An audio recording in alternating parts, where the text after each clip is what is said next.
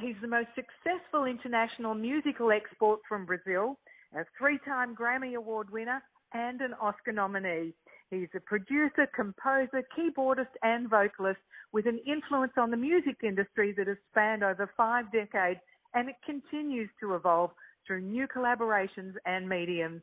Of course, I'm talking about none other than the legendary Sergio Mendes, who's about to bring his bossa nova, Latin jazz and pop-infused funky music back to Australia for the first time in over a decade. I'm thrilled to have Sergio on the line now from his home in Los Angeles. Welcome, Sergio, and Australia is so excited to see you again. Thank you, Sandy. It's a pleasure talking to you, and I'm very excited about coming to Australia again.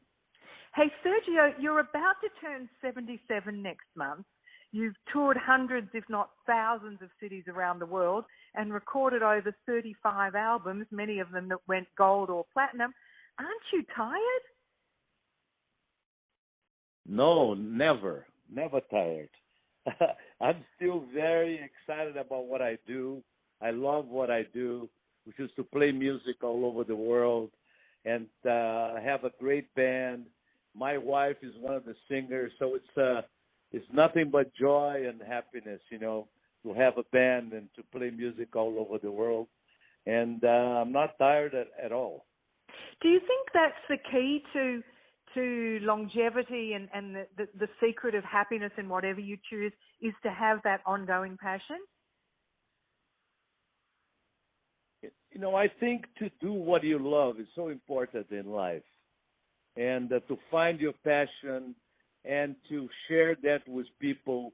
So by being a musician and a composer, I've been very lucky to have had a long career, and I'm trying to enjoy every day, every minute of it. So you started out back in 1961, but it was actually Sergio Mendes in Brazil 66 that really sparked the global stardom. I mean, songs like The Look of Love, Fool on the Hill, Scarborough Fair took you to the charts, to the top of the charts really quickly. Were you ready for that success and all that it encompassed then?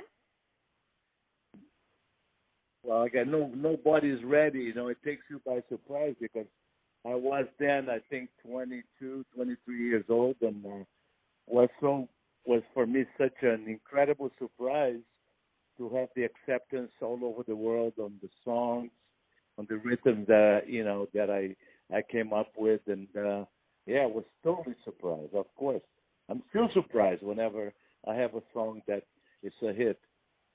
Well, I find it incredibly, I find it fascinating that you, unlike so many other artists of your day, has actually managed to stay on top of the charts by continuing to be innovative and versatile.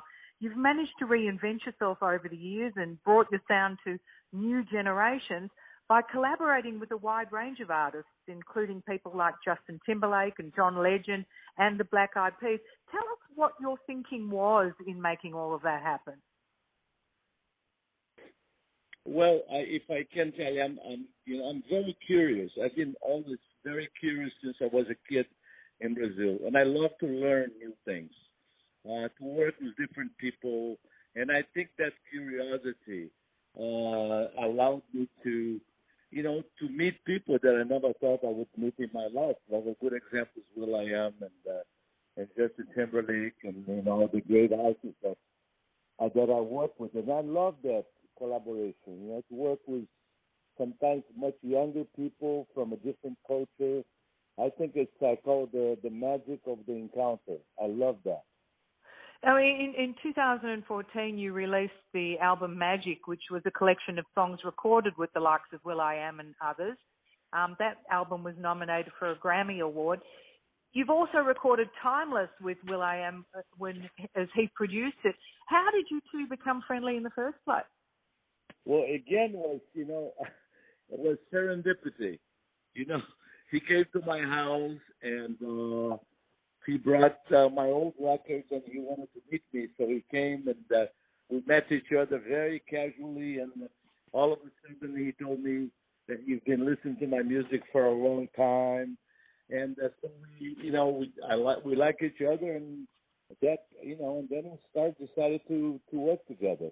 That's how it happened. A very organic way. It didn't work using the word serendipity a lot these days. I love that word in English. Did you ever think that your sound would last this long? No, never. No, never. I'm still very happy to be working. Very lucky. What would have you done at 22 or 23 if you hadn't have been that worldwide success that you obviously proved to be? What would have you turned your attention to? Well, I think I've always been, since, I'm like 11, 12 years old, music has been my passion, still is. I'm working right now. As I speak to you, I'm recording a new album here with writing songs and working with different people. And so I love that. I think music is my destiny. I read also that there's a feature documentary about you in the works for this year. Yes. Tell us a little about that. That's correct. Yes, well, the documentary is like the director of the documentary, his name is John Scheinfeld. He did John Lennon, he did the John Coltrane, and now he's doing mine. And we went to Brazil. We visit the place that I was born. We interviewed a lot of people down there, and then we came here, and he interviewed a lot of people like Quincy Jones, will.i.am, many musicians here, and people in the business, and a lot of old footage of Brazil '66. So I have not seen anything, but I'm very excited about it. Sergio, do they still call you Santos, Sergio? No. They call Sergio. Oh, you lost that nickname. That's my middle name from my mom. So in Brazil, you always have the name of your mom as a middle, Santos, and the name of your father, Mendes, which is my last name. So what are we going to see in Australia? Go on. Well, we're going to hear, I call it the journey of,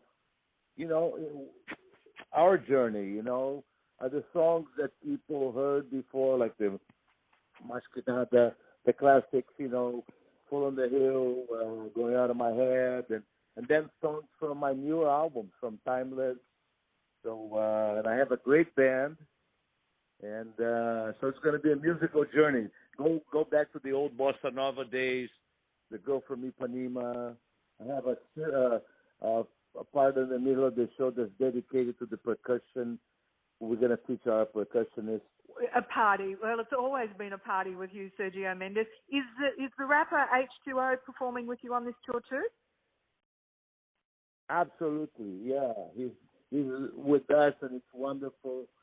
And so we're going to do Água de Beber, Masquerada, A País Tropical, and he does about 3 or 4 songs with us too. What do you think that music has changed for the better or worse since you set out? Well, music is always changing, always. I mean, and there are a lot of, I grew up with jazz, and then, the Beatles and Burt Bacharach and Mancini and the great composers. And I guess if I could say, like, one thing I miss nowadays now is melody. Great melodies. I miss that. But that's where, Brazil, we still have that. And I'm trying to write more songs nowadays now. But I'm a melody kind of guy. I love melodies. So no retirement on the horizon for you in the near future? I don't use that word. I love it. Sergio Mendes, thank you so much for your time today. It's been an absolute pleasure talking with you.